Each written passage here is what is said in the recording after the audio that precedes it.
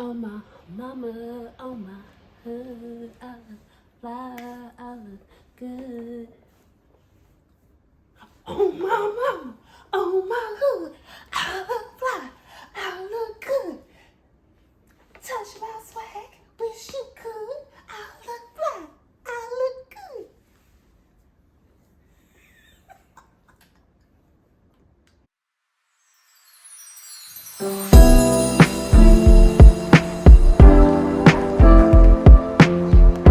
Hey y'all, and welcome back to our channel. What's up?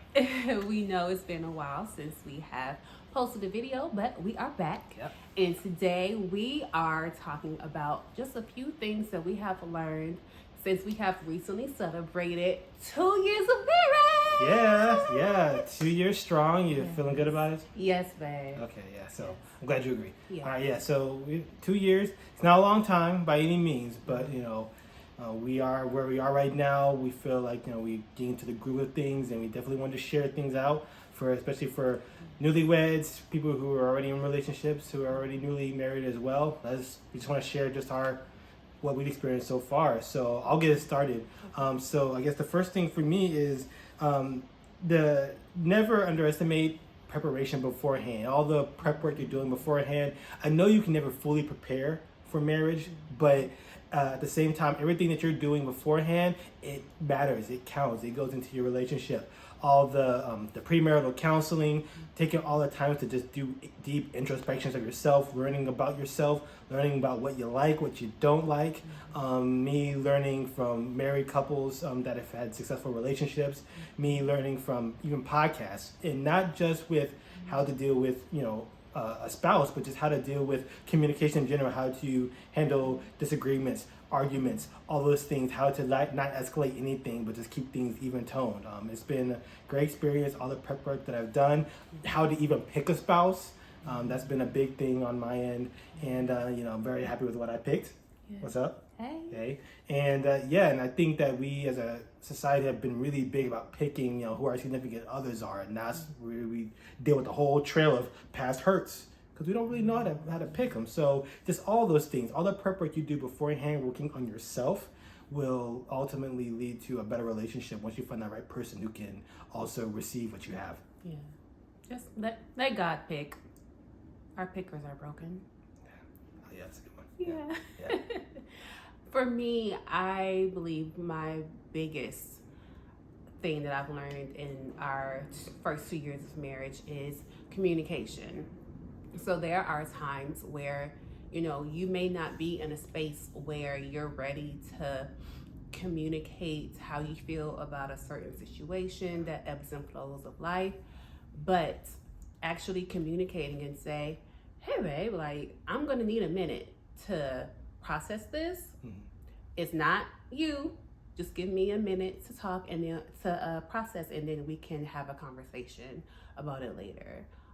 Just understanding that sometimes that person may need space, and to give them the space to actually process, so then there can be resolution if there is a problem that arises, or if the person is sad, anxious, angry, all of those different types of emotions, you're going to need to communicate how you feel. Yeah. It's important. That's important, especially with the spouse.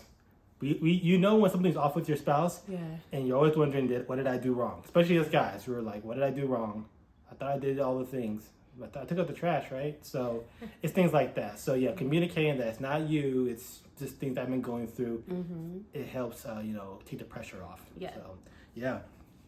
For me, another thing is learning from your mistakes and correcting really fast. One thing that I've learned is from other couples that, where things don't end as well for their relationship is, there's certain mistakes or tweaks that you're doing, you're not changing fast enough, in the sense that you're showing no signs of change, really. You're doing the same thing over and over again, and it can be something so simple, but those things add up over time. It's those nuances. Just an example would be, me working late from work. I would say maybe I'm working late. I'm thinking I'll get home at this time, but if it doesn't look like that, I don't communicate that afterwards. So if I say I'm gonna get home at 7:30, but things are changed and now it's looking like I'm going to get home at 8:30. I don't communicate that. So I come home, Sharice is mad because she's like, where were you? Where are you? I only did that a couple of times. She was mad. But then, hey, now, if I'm going to work a little bit later than what I said before, I'll just say, hey, looking like I'm working a little bit later. Things are good. And it's small things like that, right? Now, that's just one example, but, just anything you're doing around the house or whatever, if it's causing strife and you're not correcting because you're trying to just continue to be yourself and not trying to hear what your other spouse is saying, that can over time lead to some big things. And I can say right now, things are great. I'm not, none of us are nagging each other. Right. I'm not fearful of coming home. It's always good, that we just course correct. She tells me what she wants me to do. I'll show her, hey, it's on my calendar to do it at this time. And she knows that I'm going to do it at some point, so she's not wondering what's happening, all those things. So making sure that I follow through with what I say I'm going to do is, just one of those things. Yes. Another thing that I've learned during this time is just grace, extending an extra portion of grace, because there are so many ebbs and flows of life, whether it's dealing with work, dealing with family, dealing with personal things. It's understanding that your spouse is not a mind reader, and so sometimes you have to just give them grace. And when things don't go according to plan, to be okay with that and pivot. And you pivot together to actually resolve the issue or to see if there's another way that you all can actually tackle the issue. I know a lot of times we can extend grace to our friends, but when it comes to a relationship where there's a title like a boyfriend or a girlfriend, a husband or wife, we're like, oh no, like there's zero tolerance. And that's not the case, because if God has given us grace, whether we are faithful to him or not, who are we to withhold grace from somebody that we're in covenant with? Yeah, amen. So, it's just learning to give grace, grace, extend love, and pivot together, adapt together. Yeah, it's beautiful. And just to go off of that, my next thing would be, as you know, our spouse is someone who's supposed to make us better, right? Yeah. So, find that thing about your spouse that, honestly, if I could take that and improve and add that to my life, that would make me better. Some of those things, those qualities that your spouse has that's really good for you, sometimes they'll try to force that on you and it's for your own benefit. But as other times, you can just observe, what is it about your spouse? What is it that they do? What is it that they, accomplish on a regular basis that you could learn from? For me, it's her always making sure she's early, not even on time, but early to places, right? For some reason, I have an aversion to being early. I'm more so an on time kind of guy-ish. But there's more peace that she has, and I've experienced that peace of being to places early. And so, like, all right, Austin, you can change who you are as a human being. You can change that.